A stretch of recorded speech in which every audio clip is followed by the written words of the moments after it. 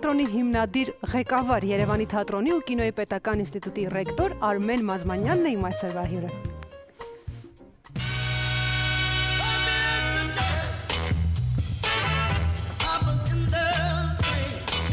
Բարև ձեզ։ Բարև օր։ Շնորհավորում ենք ձեր ծննդյան տարեդարձի կապակցությամբ եւ անչափ շնորհակալ ենք, որ այս գեղեցիկ առիթը նաեւ կիսում եք մեզ հետ։ Համեցեք։ Շնորհակալություն։ Ինչպե՞ս եք։ Լավ, շնորհակալություն։ Այ միշտ ուզեցել եմ հարցնել, թզբեհը դա իմիջի մի մաս է, թե հատուկ նշանակություն ունի։ Գնահատական տալիս են, որ իմիջի մի մաս է, բայց երբ ես արդեն չոտկեր էի սիրում, դեռ իմիջ բառը Երևանում չէր գործածվում, ինքը շատ կոնկրետ նշանակություն ունի ինձ համար, ես անհանգիստ մարդ եմ եւ ինքը ինձ կարծես թե ռիթմի մեջ է գցում, էլ չասեմ, որ ինքը ունի նաեւ հոգեվոր եկեղեցական ծագում եւ հայ առաքելական եկեղեցու կանոններով է քանակը եւ այլն եւ այլն։ Լավ, առողջական խնդիրները հաղթահարված են, մի փոքր գիտեի, որ խնդիրներ կային։ Հա, լավ, այո։ Շատ լավ, այ կուզեմ, որ այսօր ամենասկզբից սկսենք եւ այն հայտնի բժիշկի ընտանիքից, որում դուք ծնվել եք եւ մեծացել եք այ արմատներով, որտեղից եք եւ ինչ մանկություն եք դուք ունեցել։ Արմատներով երևանցի չեմ, մենք Ղարսեցի ենք, Մազմանները Ղարսեցի են, պապիկս ուներ հողեր Կաղզվանում նաեւ, մայրիկիս կողմը Շիրինյաններ են, որոնցով շատ հպարտանում եմ եւս ջարդից հետո գաղթել են Ալեքսանդրապոլ են մնացել միառժամանակ այնտեղի Մազմանների տանը, մինչև այստեղ այսօրվա մեր ստադիոնի հողը նախկինում մեր այգին է եղել եւ հայրիկիս այս համառոտ վազվզելով եմ ասում 41 թվականին ինստիտուտի բժշկական երկրորդ կուրսից որպես ազգային դրոյական խմբի ղեկավար դատապարտեցին Մահվան եւ ուղարկեցին Սիբիր 15 տարի լուսահոգի հայրս կրեց իր պատիժը շատ հայ լինելու համար այդ այգին էլ ձեռներից առան որպես ազգի որպես ժողովրդի թշնամիների այդպես բայց Աստված այլ կերպ էր տնօրինել հայրս վերադարձավ ողջ առողջ եւ ես լույս աշխարհի եկա Իսկ մայրը Մայրիկս եւս բժշկուհի էր նրանք բարձվում է դեռ ինստիտուտում էին ծանոթ եղել եւ 14, 15, 16 տարի հետո այնուհանդերձ նորից միացել էին Մի հարցազրույցներից մեկում դուք ասել եք, որ նույնիսկ ծեծելով, բայց այնուամենայնիվ ձեր հայրը ձեզ սովորեցրեց սիրել գիտելիքը։ Ծեծ անխուսափելի էր, թե պարզապես պրոֆիլակտիկա էր։ Չէ, պրոֆիլակտիկա չէր, հայրս երբեք չէր ուզում ինձ վրա ձեռք բարձրացնել, ստիպված, չարահատված, որովհետև ես շատ անպետք չարաճճի աշակերտ էի եւ շատ ճարահատված դեպքում ստիպված էր լինում անել։ Փակում էր դուռը գրասենյակի, միացնում էր երաժշտությունը, անպայման դասական որևէ օպերա կամ սիմֆոնիա, բարձր, որպես պատիժ, նստի կարդա, ես ստիպված նստում կարդում էի, եւ հիմա երջանիկ եմ, որ այդպես է եղել։ Այն ժամանակ պատկերացնում եք, չէ՞, վրդովմունքս տղաները բակում, իսկ դու նստի կարդա։ Հետո դպրոցում էի շատ չարաճճի իմ ազգականներս լուսահոգի հորաքույրս մյուսը այնպես էին անում, որ հայրս հանկարծ դպրոց չգա, որ չիմանա ինչ է կատարվում, այդպես։ Լավ, ինչ էր անում այդ ժամանակ Արմենը դպրոցում, որ այդքան թաքցնում էին հայրիկից։ Շատ, որ ասեի, վատ եմ սովորում, չէ, շատ անհանգիստ էներգիա ունեի, շատ վստրող էի, շատ պետք է չարաճճիություն անեի, ես չէի կարող հանգիստ նստել, անդադ մի բան պետք է հնարեի եւ դա ինչպես միշտ վարքը դարձնում էր երկու, բայց սովորում էի։ Կային խելացի խորամանկ ուսուցիչներ, իմ լուսահոգի ուսուցիչները, որոնց շատ շնորհակալ եմ դրա համար, 59 դպրոց Հակոբ Պարոնյանի անվան, որոնք օրինակ ռուսերենի կամ բուսաբանության կամ քիմիայի իմ ուսուցիչները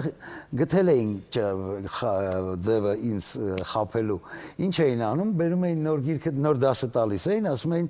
այսօր նոր դասը դու ես բացատրելու, պատմելու, պատրաստվի, իսկ դա 2-5 էր միանգամից, առև բիզնես իմաստով ձեռնտու էր, ես էլ ապուշի պես 45 րոպե լուրջ նոր դասը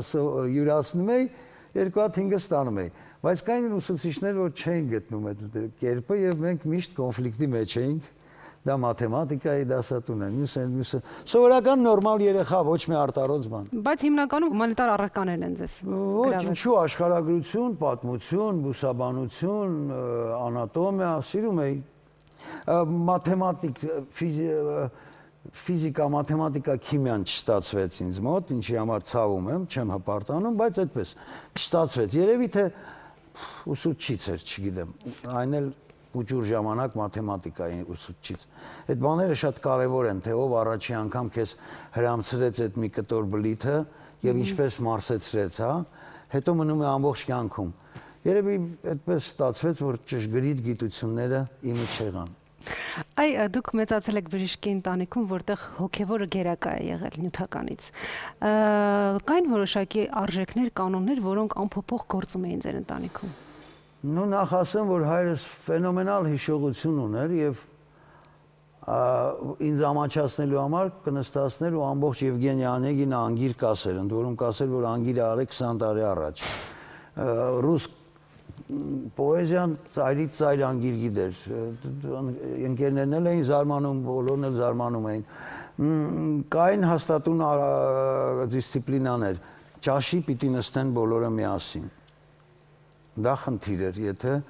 ես շուտ ուտեի, փախնեի կամ ուշ գայի ուտելու, պարտավորություններ ունեի, որպես զավակ, գոնե տան առաջի հարկում էր, մեր բախտս բերել էր, գաստրոնոմիան այդտեղ էր, ջերմուկ, հաց, չգիտեմ, այդ առևտուրը վստահվեց մի պահ ինձ, անդադ դրանից լինում էր պրոբլեմներ, որտեղ ես միշտ դա չի անում։ Կարևոր տրադիցիաները, կարևորագույնը վերաբերմունքը դեպի մեծը, հիշում եմ դեպքեր, երբ գցենք մեր բակից մի բակ են կողմ, տաքսու վարորդ էր ապրում, հա, եւ ես նրա այդ շփման մեջ ինձ թույլ էի տվել մի քիչ երևի ոչ կոռեկտ, հա, վերևից վերաբերմունք, հայրս մի շաբաթ երևի անդադ ինձ բացատրում էր, որ դու ոչինչով ոչ մեկից լավը չես, դու ընդամենը սև գառերի մեջ խալը խփած գառ ես, բայց ուլը չես, ուղղակի դու սպիտակ ես, տարբերությունը չկա, մեկ անույն գառն ես եւ հանգարց քիթդ չտնկես։ Օրինակ, այսպիսի էքսպերիմենտներ, որ դու ինչ-որ բանով բարձր ես վարորդից, հա, մեքենայի, միշտ, երբ որ ինձ սիուտ է ընդունվել, 90 կոպեկ էր տալիս, 1 ռուբլի չէր տալիս, ասում էր, բայց ինչի է դաժանությունը, ասում էր, որ գիտեմ, որ անգյալ ես, տաքսի ես նստելու, որ գոնե ավտոբուս նստես, գոնե բանվորի քրտնահոտը առնես, հասկանաս, որ աշխարհում այլ կյանք էլ կա։ Ինչևէ, այնինչ հայրս արել ու ասել է, վերել է նրան, որ հիմա կարող եմ խոստով, առ այսօր ես նրա հետ մտովի զրույց ունեմ։ Այ արդյոք ժառանգել եք դաստիարակության այս կանոնները ձեզ մեջ եւ արդյոք կարողանում եք սա կիրառել նաեւ ձեր որդու դաստիարակության մեջ։ Աշխատում եմ։ Ոչ մի նոր բան կարծես չեմ հնարում, այնինչ ստացել եմ հայրիկիցս, այն բարոյական, էթիկական, օրինակ նա ինձ ասում էր սովորի, լավ սովորի, ասում էի լավ, ինչի համար, հասկացա, ասում էր, որ ինչ մասնակետ էլ դառնաս, թանկ մասնագետ դառնաս, ասում էի, հա ինչի՞ս պետք, ասում էր, որ շատ փող վաստակես, պահանջարկված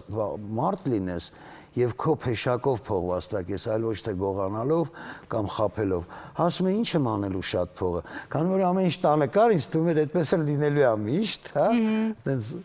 երջանիկ էի ապրում, կարծում էի միշտ կլինի։ Ասում էր, որ փողից ազատ լինես եւ որ գոնե հասցնես այդ գումարով աշխարհի մի տոկոսը տեսնես։ Այսպես մնաց առ այսօր եւ շնորհակալ եմ իրեն դրա համար։ Այդպես նույն կերպ դաստիարակում եմ տղայիս, փորձում եմ։ Մեր տանը գերիշխում է դասական երաժշտություն, գրականություն, համերաշխություն եւ այո, անդադ տերոր մեր տղայի նկատմամբ, որ կարդա։ Լավ, ժամանակներով մենք նրան էլ այստեղ հրավիրենք Դավիթին եւ հասկանանք, թե ինչպես է նա հաղթահարում ժամանակի մարտահրավերները։ Հրավիրենք այստեղ պարոն Մազմանյանի որդուն Դավիթին։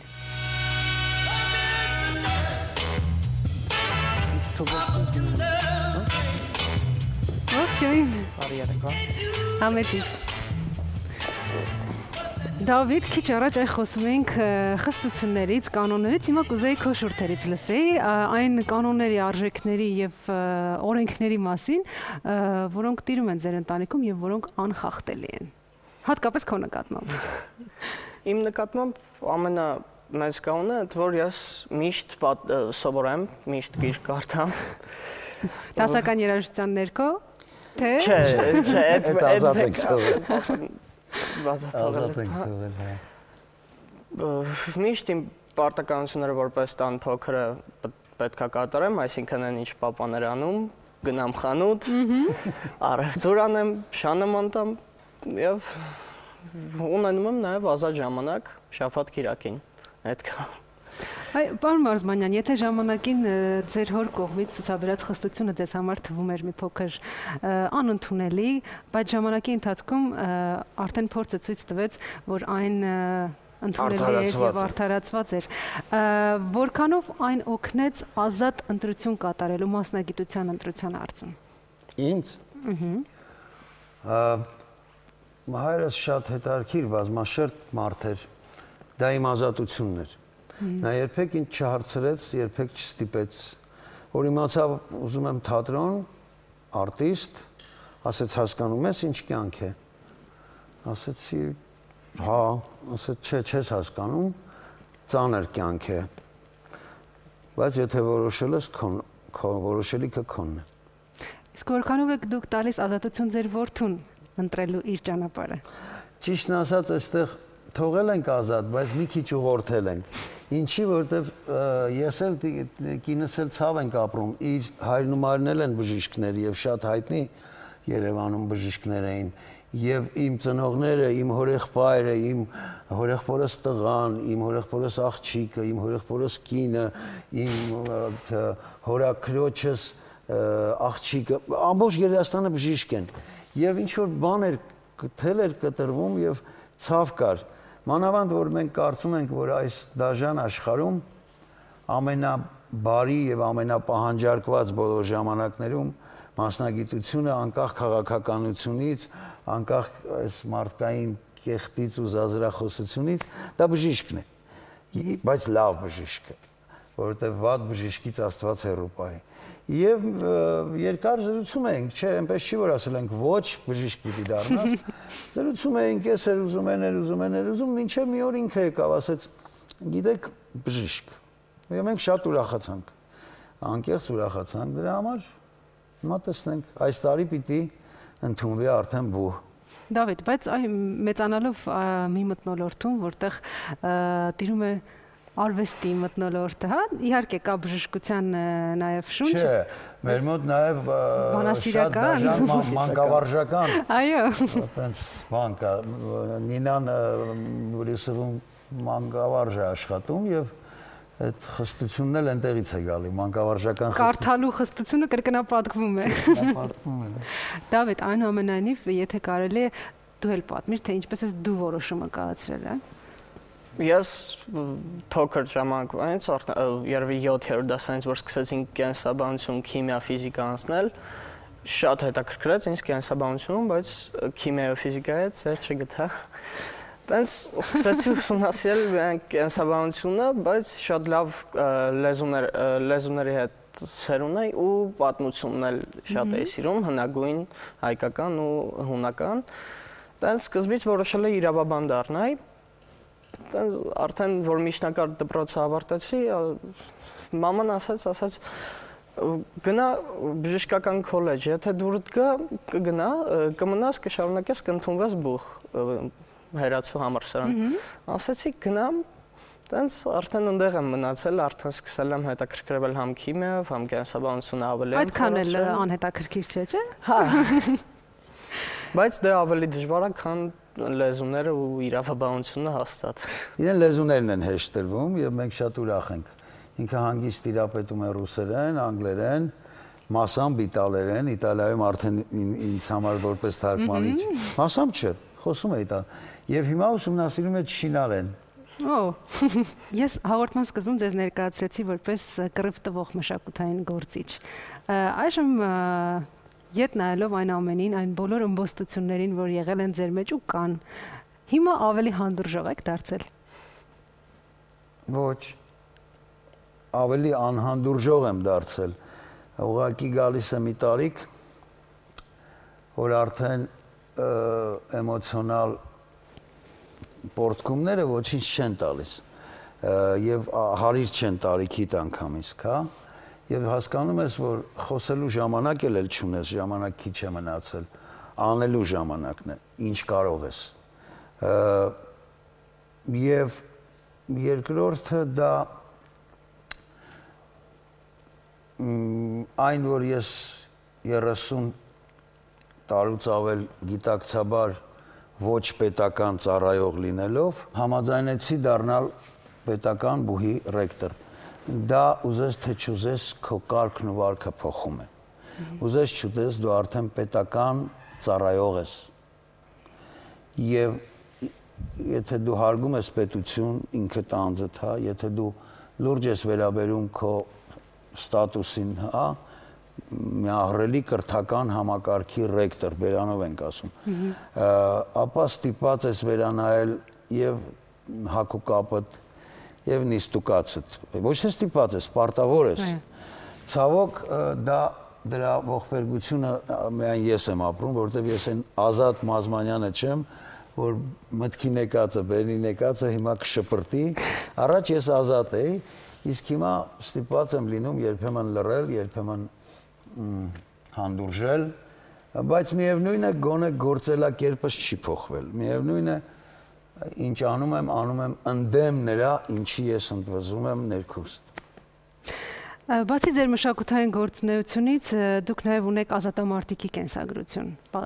մասնակցել եք Արցախյան պատերազմին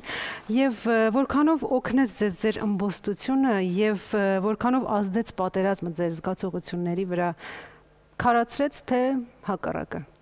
Գիտեք ինչ, շատ հետաքրքիր օր ստացվեց եւ շատ հետաքրքիր հարց։ 25 տարի առաջ փետրվարի 18-ին սկսվեց օպերայում միտինգները։ Փետրվարի 21-ին ես չէի ինձ տվել հարց, ես չէի հիշում, որ ծննդյանս օրն է։ Հանկարծ ես հայտնվեցի միկրոֆոնի մոտ։ Իսկապես հանկարծ, որտեղ ոտքերս տարան, ես չհասկացա ինչի ես առանց երկար ու թեթև մտածելու գնացի ու գցեցի ինձ այդ ամեն ինչի մեջ։ Հիմա չեմ փոշմանել, միայն հպարտանում եմ, դա իմ հարստությունն է։ Դա ես երջանկություն եմ ունեցել լինել այդ ամեն ինչի շարքային է, հիմա ենք այսպես ասում, մի 10 տարի հետո, 20 տարի հետո դա արդեն պատմություն է եւ մեր ազգի լավագույն էջը պատմության, ով ինչ ուզում է ասի, բոլոր վատ բաներով, հա, տխուր բաներով, կորուստներով հանդերձ, էլի բերանով ենք ասում, հա, 10 դար արյունով հող տված ժողովուրդը հանկարծ արյունով հետ է վերցնում իր տունը եւ դառնում անկախ պետություն, 10 դար պետություն չունեցողը, եւ դու դրա շարքայինը։ Երևի այնուհանդերձ պարտականության զգացողությունն էր, որովհետեւ մազմանները ղարսում էին հայտնի որպես կռվողներ, կաղզվանում էլ, հայրս կռվող էր, ուղղակի սիստեմի դեմ էր կռվել, եւ ես չէի կարող երևի չլինել այդ ամեն ինչի մեջ։ Չեմ էլ կարող բացատրել ինչու, բայց գիտեմ, որ լավ եմ արել։ Ու հիմա չեմ փոշմանել դրա համար։ Միայն կորուստներս են մեծ, որովհետև ընկերներ կան, որոնք ամեն օր կարիքը ունես։ Ընդ որում դաժանորեն այնպես ստացվեց հերոս հրաշալի լուսավոր տղաներ, Մովսես Գորգիսյան,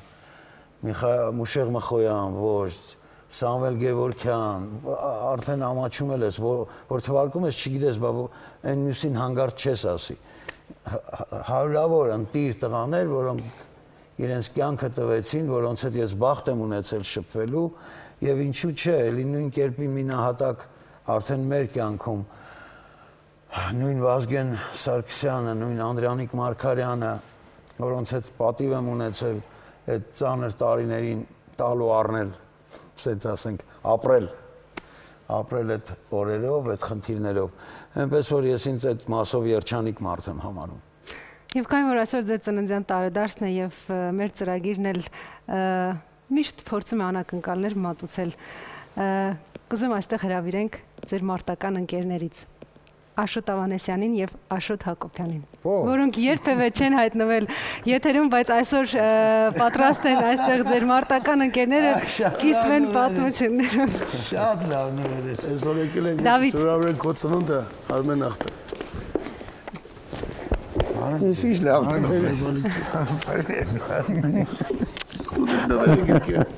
Լավ է գալիս, շատ հրաշալի նվերեք։ Բարև ձեզ։ Շատ հաճելի է։ Համեցեք։ Այսօր քո մասին չմտածեի չէր գա։ Իվանդ եմ, բայց եկել եմ այսօր որ շնորհավորեմ քեզ Արմեն ջան։ Շատ ընտիր նվերեր։ Վստահ եմ, որ իսկապես այնպիսի ճանապարհ եք միասին անցել, որ անմոռանալի է եւ ունեք այնպիսի հիշողություններ, որոնք ուղղակի չեն կարող ձեր հիշողությունից, ձեր մտքից դուրս գալ։ Եթե դժվար չէ, մի քանիսով կկիսվեք մեզ հետ, ձեր ծանոթության, ձեր ապրած տարիների։ Պատմեմ իր մասին։ Լավ։ Ուրեմն Աշոտին շատ հաճախ, որտեղ ինքը լավ սպորտսմեն ընկերներ ուներ Պրիբալտիկայում, հենց դեռ սովետական երկիր ենք, բայց ինքը գնում էր Պրիբալտիկա եւ մտնում էր ամենասարսափելի աշխարհում բիզնեսի մեջ, տարիներ են անցել, հիմա կարելի է ասել զենքի բիզնես։ Բայց այդ զենքը սառնարանի փաստաթղթերով էին գալիս երբեմն, եւ ես հիշում եմ, որ մի օր զանգեց, ասեց դուք ձեռ եք առել ձեզ, ասում եմ ինչ ա եղել, ասում եմ փողը պիտի այսօր առավոտը լիներ, ասի հա դե հիմա վաղը առավոտը կլինի, ասեց լսի լավ չեմ հիշում բառը, բայց իմաստն է որ քեզ թվում է կինո է, ասե գիշերը գլուխս կուտեն կտանեն կկորցնեն։ Ես գիշերվա 1000-ին վազելով գնացի այժմյան այդ կառավարական դաչաները Վազգեն Սարգսյանի մոտ Սենց մեշոկներով տարանք այրոպորտ հասցրեցինք, բայց գալիս էին զենքեր, որը փրկում էին Ղարաբաղի ամեն մի գյուղ։ Շիլկա, Դեշեկա, Ստրելա, Ստինգեր էլ բերեց։ Իգլաները, հա, առաջի անգամ իգլաները բերեցինք, ամենաառաջի իգլաները։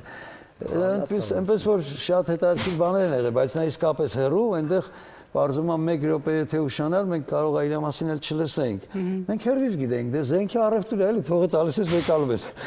Պարզում է չէ, այնտեղ դաժան օրենքներ կան։ Իսկ Աշոտը իմ մանկության ընկերն է։ Աշոտի հետ մենք սարեր ենք չափել։ Եվ լուսահոգի ասում եք, ինչ կապված է, չէ՞ կյանքը Երոկա, Երվանդը Սաղումյան, Ձեռնակաբերդում է Շիրիմը։ Նա էլ մեր տուրիստական ընկերներից էր, մենք դպրոցական էինք, Գորնե ալպինիստ տուրիզմ էինք պարապում, այդտեղից իրար ճանաչեցինք։ Հետո մեկ էլ հանդիպեցինք այս շարժման ժամանակ։ Հոտ տակ։ Իսկ հիմա իրանք թողեցին, ես հանգստացա։ Պատմեմ 90 թվին էր, որ մենք Վրաստան զինամթերք բերելու հայտարարելու, մենք 3 հատ այն ՈՒԱԶ ավտոներով 15 հոգի զինված են ամենավերջի զենքերով, որը մենք սահմանը պետք է անցնենք Լենինականի, մեկ էլ մի հատ ՈՒԱԶ 3 հոգի մեջ կրակում են, մեզ կանգնեք, չշարժվեք։ Ես խելար են սրանք, մի լուլանի հրացանով։ Եկան ագրուժի տարեցին, մենք չգիտենք, մենք 15 հատ ավտոմատ ձեռներս, ես 3 հոգի, մի լուլա ձեռներ պայել են մեր ասում չշարժվեք։ Բախտերս բերես դրանից մեկը Արմենին ճանաչեց, ես մոս դուս թե ինչ գործ ունես։ Ասիկ բրգվակ բաց, թե չէ դրանք յուլել են։ Դրանք մեզ կգյուն։ Ասում եղբայր, բայց մենք 15 հոգով դուք 3 հատ մի լուլանի հրացանով, շատ 3 հոգու խփեիք։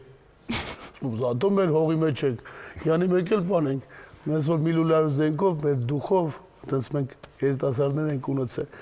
Ավելի մեծ բաներ են արել, քան դերել մենք մի 15 հատ ավտոմատով։ Բրգվեցինք բազմային Արմենին ճանաչելով, թե չէ, պլենք վերստեի, չէ։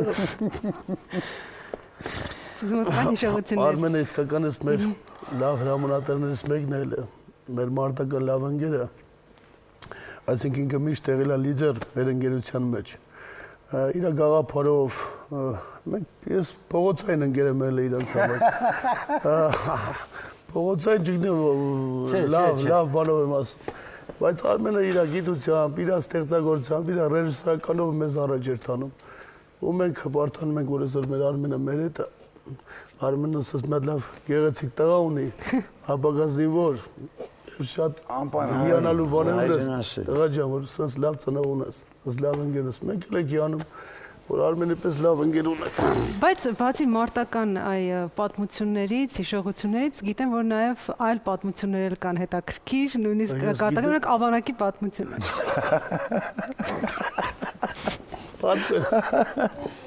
Ուրեմն ընդհատակի վախտերն էր, որ այն ժամանակ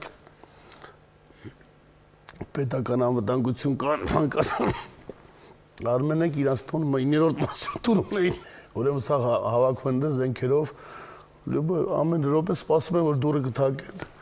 Մի հատ ընկեր ունենք, Գերոյան Հովիկը,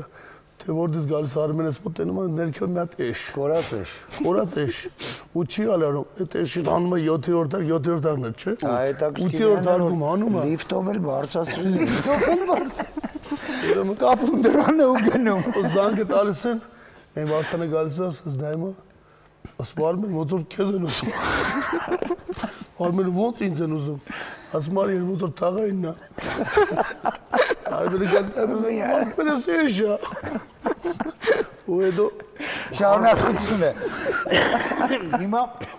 ծիծաղեցինք պրծանք, բայց դռների դեմը էշա կապած առավոտները հարևանները պիտի հարցնեն ես խելքդ կերել ես, դե արի բացատրի, որ կատակասեր կանտուժնի ինգեր ունես։ Հա, ու պակի աշխատակիցներն էլ դուրսը ավտոյի մեջ քնում են մեր այդ առավոտը սենց ենք անում, տիպը սուրճ բերենք, տանենք, սենց վիճակ է լարված։ Հիմա որոշեցինք, որ ես էշը պետք է իջացնել ամոթա։ Ով էր, բրդում ենք, չի գնում։ Էլ ետ վերելակ չմտավ, հա։ Չէ, վերելակ չմտավ, որոշեցինք աստիճաններով։ Բայց էսի շատից հրեցինք, էշը բողոքում էր։ Էս շատ դարժան սրան մի կերպ բրդեցինք, վարդաններով էր ասեց, Մաշյան ասեց, բանի տեղ մի դեր, կարևոր ասեց կես հարկ մեզնից ծրեք, մեր վրից։ Տենց էլ արեցինք, մի հարկ ներքև էս էշը առավոտյան գտան, բայց մենք կապ չունեինք։ Իմիջիալոց ասեմ, որ ճիշտ են ասում, որ ես անկեղծ ասած բանակից սովետական փախել եմ որպես պացիֆիստ, չծառայելով, նևրոլոգիա բան, տենց կինո եմ խաղացել, արկածային պատմությունը, դա չի կարևորը, և ինքս էլ զենքի հետ սեր չեմ ունեցել, ես այնուհանդերձ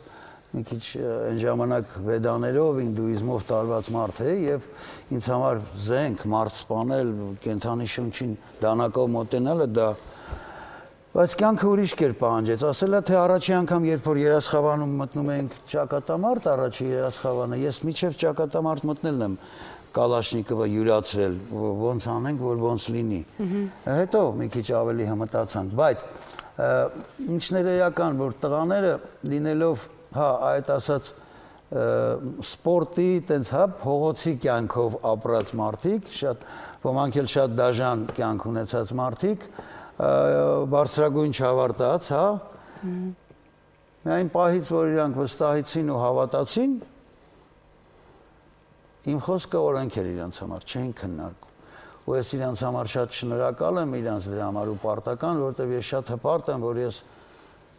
մի 4 անգամ գոնե 5 անգամ մեր ջոկատը տարել եմ որպես հրամանատար մարտի։ Մեր նման փողոցայիներին դաստիարակել եմ։ Հա, տարել եմ ու մի մարդու պես իմ հրամանները կատարվել են, բայց ես էլ երջանիկ եկել եմ Երևան, որ ոչ մի զոհ չեմ տվել։ Բայց դա իրանց դիսցիպլինայից էր, որտեղ ոչ ոք քյալագյոզություն չէր անում, ոչ ոք այնտեղ բան չէր, էլի։ Նույնը Մարտակերտում, նույնը Մարտակերտ, Ոսկեպար, Մովսես, Դեղցավան, որը հիշենք։ Ես մի հատ դեպք եմ ուզում պատմեմ, ուրեմն մեր 91 թիվն էր, որ Միշիկը խփնվեց։ 92։ Ուրեմն խփնվել են դիրքերում, վերևում, պետք է դիակ հանենք։ Դիակը հանելու համար դե արդեն թուրքերը դրել են։ Այդ մենք հիշենը բարձրացրել։ Սնայպերի տակ երկու հատ պլեն ունեինք, որ այդ վաղ Մազմանյան արմեն ղեկավարում պետք է համատագության աշխատողների հետ ներքևը բանակցում էր։ Բանակցում էր։ Ուղղակի ասեցի, որ մի երկու հատ ռուս օֆիցեր լինի լավ կլինի, մի կես ժամ հետո ասին կա, պահել։ Երկու հատ։ Ուրեմն փոխեցին, մեկին վերևը։ Ես էլ Արմենն ուղեկցում եմ երկու անվտանգության աշխատողների հետ, դες զենքով եմ, իրանք առանց զենք են, ու այդ հալած ասում Արմեն ջան, նա եթե լավ է, պիտի խփես դան։ Ոնց կխփես, որ հո չեմ թողելու պլանագներ սրանց։ Դու գիշ չես ում չէ, պիտի խփեմ Արմեն ջան, եթե հանգար շեղում էլ է, պիտի խփեմ։ Հա, տանում էին բանակցելու, ու մեզ էլ պահանջել էին, որ ես զենք չունենամ, բայց Աշոտի մոտ թողեցին։ Այդ Նեղմաջյանը ասում է, որ զգացի քեզ բռնում են, կալանավորում են, տանեն, պիտի խփեմ։ Ասում եմ, այ Աշոտ բարոք։ Սաղված մուշկեց իր վրա նայել է։ Ասանգար շեղեն խփել են, ասում որ papa այդ խփել է, եթե շեղվեր։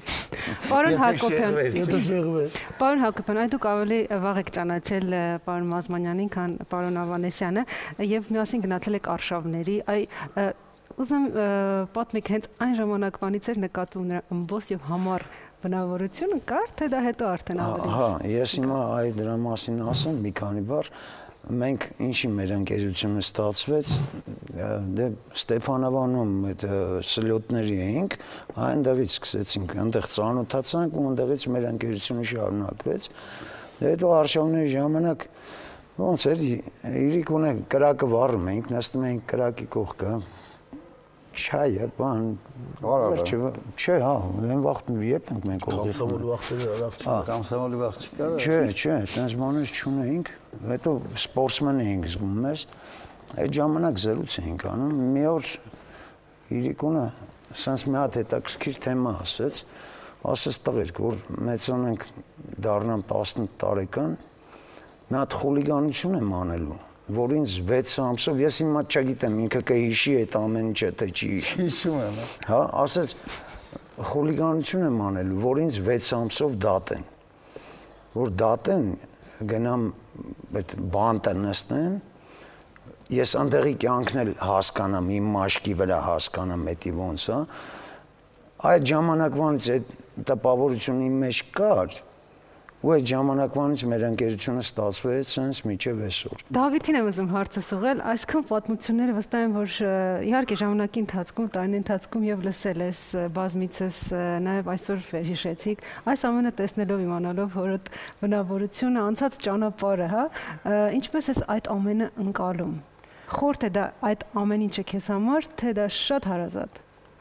Ճիշտն ասած, պատմությունների կեսը չգիտեի, որ հենց նա պատմվեց։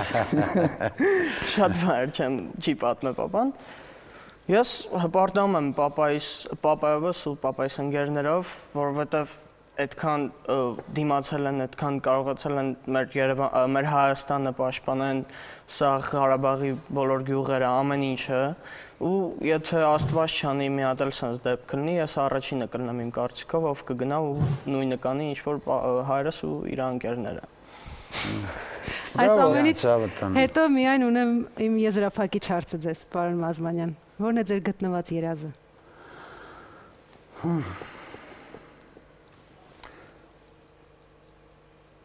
Գիտեք ինչ, երևի ես դա չէի երազում, բայց հիմա տարիների բերումով ինձ համար գտնվածը իմ տունը, իմ ամրոցն է, Բանաձևը դառավ։ Ես ամենալավը, ամենաներդաշնակը ինքս ինձ հետ, զգում եմ, երբ իմ տանն եմ, իմ կնոջ, տղայիս ու իմ խելարշան հետ։ Այնպես որ երևի ինքս ես շատ ընտանիքի, ես իմ կոնստիտուցիայով անտիսիմեյնի մարդ եմ, դա պարզ է, բոհեմի մարդ եմ, բերոտ մարդ եմ եւ այլն, երկար չխոսենք, բայց կինս կարողացավ այնպես իր խելացիությամբ, իր կյանքի փորձով այնպես անել, որ ես այնուհանդերձ ամենաշատը սիրեմ դա, որ ամենահանգիստը ինձ լինի եւ այդպես է ստացվում, որ քո գտնված երազը քո իսկ սեփական օջախն է, որտեղ ես հիշում եմ ժամանակին, երբ որ հայրիկս մասիվում այդ որ ասում են տղաները տուն էր առել, որ ես ամուսնանամ, ես չէի ամուսնանում եւ վերջացավ նրանով, որ այնքան անլուրջ էր ինձ համար ընտանիք կազմելու թեման, որ այդ տունը ծախեցի, որովհետև Գոյ թատրոնը աշխատավարձ չուներ, նեղ սիտուացիա էր, այսինքն այն պերիոդ, այն շրջան ինձ համար տուն, ընտանիք, սեփականություն ասածը շատ անհասկանալի բան էր։ Տունը պետք է աշխատավարձի ծախում էի։ Եվ չէի մտածում, հետո ստիպած եղա մի քանի տարի տնտեսա լինել, մինչև իմ վաստակածով հարևանությամբ տուն առա, որ լիարժեք զգամ ինձ էլի, որ ասում եմ տնից հանեն գնալու տեղ ունես։ Խեղճտացել ողորմածիկ ասում էր, օղուլ տղամարդը դրան շունելնի, տնտեսա չլնի։ Այնպես որ ես այդ ֆրոնտն եմ անցել, բայց ի պատիվ երջանկություն ինձ պիտի ասեմ, որ այո, իմ գտնված երազը իմ ընտանիքն է։ Այսպիսին է Արմեն Մազմանյանը, ըմբոստ համար ու շատ ընտանեկան, արդեն։ Եվ այն սերունդը, որտեղ ես ռեկտոր եմ, նրանք էլ են ինձ համար ընտանիք ու ես նրանց եմ սիրում ու նրանք էլ են ինձ համար երազ, որ ես ուզում եմ իրականացնեմ, որ հայ մշակույթը տարեց տարի, քանի ես դեռ այնտեղ եմ, լցվի փայլուն հրաշալի անհատականություններով երիտասարդ, բարեկիրթ, խելացի, կրթված, որպեսզի մեր հոգևոր արժեքը, որը մաս-մեդիան, թատրոնը, կինոն տալիս են մեր այս սերնդին, լինի արժան այս սերնդին եւ 21-րդ դարի հրամայականներին, հա? Շնորհակալ եմ հրավեր ընդունելու համար եւ եւս մեկ անգամ շնորհավորում ենք ձեր ծննդյան տարեդարձը։ Շնորհավոր ընկեր։ Շնորհակալություն շատ անսպասելի լավ երեկոյի համար։ Եթերում գտնված երազներ։ Ցտեսություն։ Շնորհակալություն։ Ձեզ որտից ենք դա։ Արեշի պատմությունը չթողի լրի պատմությունը։ Դու այդպես կանես որ մեզ Եկեք շնորհակալ։ Իհատ նկարներ։ Վայ, նկարը։ Արեք։